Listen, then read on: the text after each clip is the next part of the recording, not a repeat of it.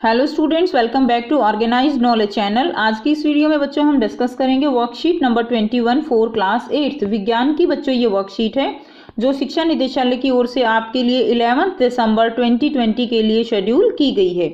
आज की वर्कशीट में भी बेटा हमारा जो प्रकाश चैप्टर है उसको कंटिन्यू करेंगे। आज हम पढ़ेंगे परावर्तन के प्रकार। ठीक है, हमने परावर्तन समझ लिया है क्या होता है। सो आज हम पढ़ेंगे कि परावर्तन के प्रकार कौन से होते हैं। पिंकी की माँ बाजार से एक नई स्टील की प्लेट लेकर आई। पिंकी ने देखा कि नई प्लेट में उसका चेहरा साफ दिख रहा है।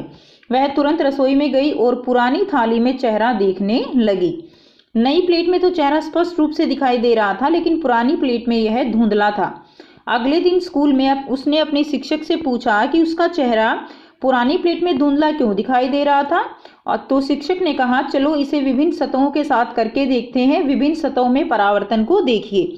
तो बेटा टीचर ने जो है उसको इस तरह अलग अलग सतह दी और पूछा कि इसमें जो है अपना चेहरा देखकर यहाँ पर जो है एक टेबल जो है ये आपको फिल करनी है। तो देखिए, नई स्टील की प्लेट में प्रतिबिंब साफ दिखाई देगा, धुंधला दिखाई देगा या नहीं दिखाई देगा, ये आपको यहाँ पर बताना है। ठीक है, तो आपको ये टेबल फिल करनी है। तो नई स्टील की प्लेट में प्रतिबिंब जो है वो कैसा दिखाई देगा, साफ दिखाई देगा। उसके बाद देखिए लकड़ी की जो टेबल है उसमें प्रतिबिंब नहीं दिखा। ठीक है, तो आप यहाँ लिखेंगे नहीं दिखा। उसके बाद देखिए दर्पण में ये जो है दिखाई देगा और साफ दिखाई देगा।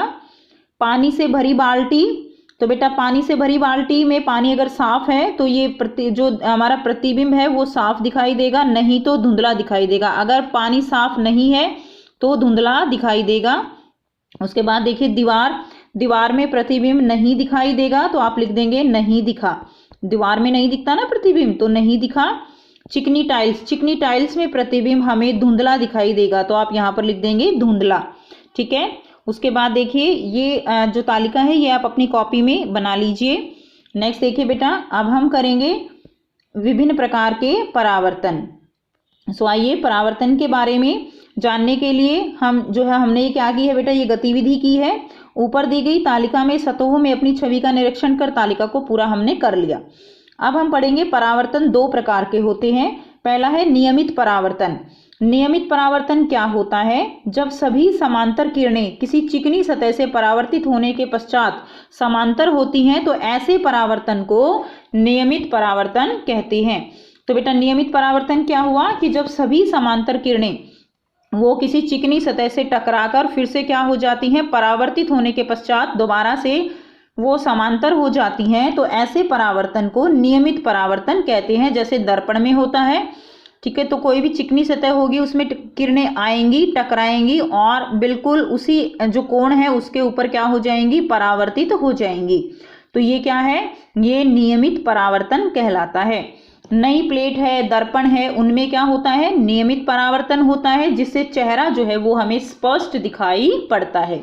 उसके बाद सेकंड देखिए, नेक्स्ट हम करेंगे अनियमित या विसरित परावर्तन। अनियमित या विसरित परावर्तन क्या है? जब किसी अनियमित सतह या खुरदरी सतह से परावर्तित सभी किरणें एक दूसरे के समानांतर नहीं होती हैं तो ऐसे परावर्तन को अनियमित परावर्तन कहते हैं। यानी जो परावर्तक पृष्ठ है वो कैसा होता है, खुरदरा होता है, और जो किरणें आ रही हैं तो एक दूसरे के समानांतर रही है, लेकिन जो परावर्तन होता है वो एक दूसरे के समानांतर नहीं होता है। और इसीलिए जो यहाँ पर परावर्तन है उसको क्या कहा जाता है, अनियमित या विसरित यानी फैला हुआ। ठीक है, तो उसको क्या कहेंगे हम, विसरित परावर्तन। तो पुरानी स्टील की प्लेट में विसरित या अनियमित परावर्तन होता है और इसी कारण क्या होता है कि चेहरा स्पष्ट रूप से दिखाई नहीं देता। इस परावर्तन में परावर्तन के नियमों का सफलतापूर्वक पालन किया जाता है। तो ऐसा नहीं है बेटा कि विसरित परावर्तन है तो परावर्तन के नियम जो है वो यहाँ पर फॉलो नहीं होंगे। परावर्तन के नियम जो है वो फॉलो होते हैं। परावर्तक में अनियमितताओं के कारण जो किरणें हैं वो समानांतर नहीं होती और यही कारण है कि चेहरा जो है वो स्पष्ट रूप से दिखाई नहीं देता है। आगे दिया गया है, क्या हम सभी वस्तुओं को परावर्तित प्रकाश के कारण ही देखते हैं? तो बेटा आपके चारों ओर लगभग सभी वस्तुएं प्रकाश जो है परावर्तित प्रकाश के कारण ही दिखाई देती हैं। तो बेटा जैसे अगर किसी वस्तु पर अंधेरा है और हम रोशनी में खड़े हैं तो हमें वस्तु जो है वो दिखाई नहीं देगी, लेकिन हम बेशक अंधेरे में खड़े हों और वस्तु जो है वो रोशनी में है तो हमें वो वस्तु दिखाई देती है, क्योंकि वस्तु पर जब प्रकाश पड़ता है तो उसके ऊपर प्रकाश जो है वो प्रकाश परावर्तित होकर हमारी आंखों तक पहुंचता है, तब हमें वो वस्तु दिखाई देती है। तो इसीलिए परावर्तित प्रकाश के कारण ही हम वस्तुओं को देख पाते हैं। आपके चारों ओर की लगभग सभी वस्तुएं परावर्तित प्रकाश के कारण दिखाई देती हैं। जो पिंड दूसरी वस्तुओं के प्रकाश में चमकते हैं उन्हें क्या कहते हैं? उन्हें प्रदीप्त पिंड कहा जाता है।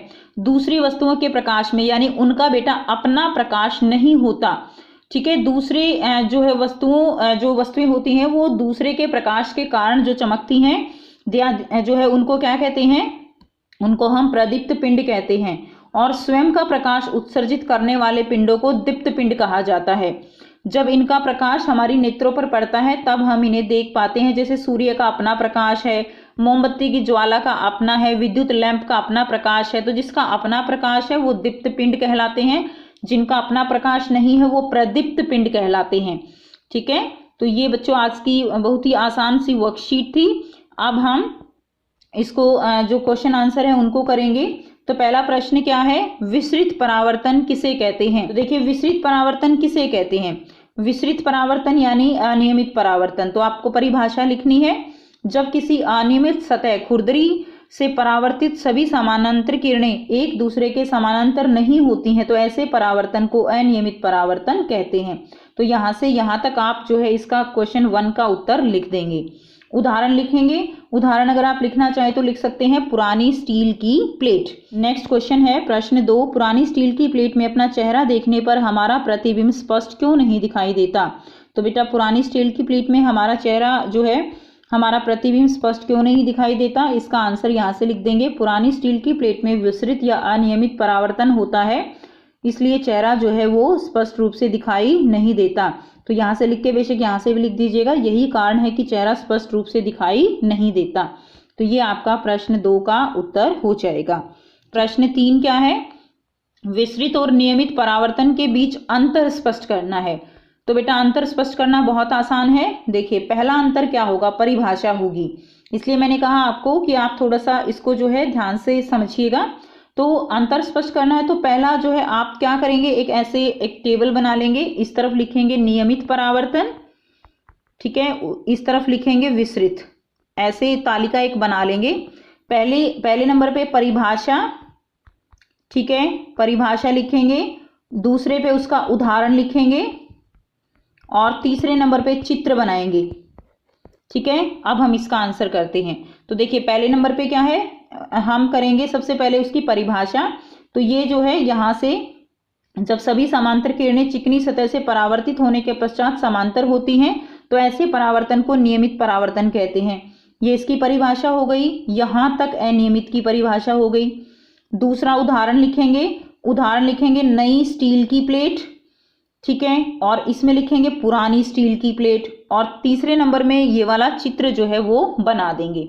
तो बेटा 3 अंतर यहाँ से आपके हो गए और ये क्वेश्चन आपका बहुत अच्छे से आप इसको फ्रेम कर सकते हो। तो ये आपके जो है यहाँ से इसका आंसर हो जाएगा। अब देखिए नेक्स्ट है प्रश्न 4, दीप्त पिंड किन्हें कहते हैं? 2 उदाहरण दीजिए। तो बेटा मैंने ये हाईलाइट कर दिया है। स्वयं का प्रकाश उत्सर्जित करने वाले पिंडों को दीप्त पिंड कहते हैं, जैसे सूर्य, मोमबत्ती की ज्वाला और विद्युत लैंप। तो ये आपका प्रश्न 4 का उत्तर हो गया। उसके बाद देखिए प्रश्न 5, नियमित परावर्तन करने वाली 2 सतहों के नाम लिखिए। तो बेटा नियमित परावर्तन करने वाली 2 सतह कौन सी हैं? नियमित करना है ना, तो एक तो हो जाएगा दर्पण, ठीक है, एक हो जाएगा नई स्टील की प्लेट। तो बेटा आप लिख देंगे यहाँ पे दर्पण और नई स्टील की प्लेट। ये 2 उदाहरण आप जो है क्वेश्चन नंबर 5 में लिख देंगे। तो बेटा साथ साथ कॉपी में लिख लीजिए दर्पण, नई स्टील की प्लेट। तो ये थी बच्चों आपकी आज की विज्ञान की वर्कशीट। आई होप बेटा आपको ये वर्कशीट क्लियर है। कोई भी डाउट है कमेंट सेक्शन में कमेंट करके पूछ सकते हो। वीडियो अच्छी लगी तो लाइक शेयर जरूर कर लीजिए, चैनल को सब्सक्राइब भी कर लीजिए और बेल आइकन भी प्रेस कर लीजिए ताकि आप बच्चों को हर वीडियो की नोटिफिकेशन मिल सके। So thanks for watching, have a nice day.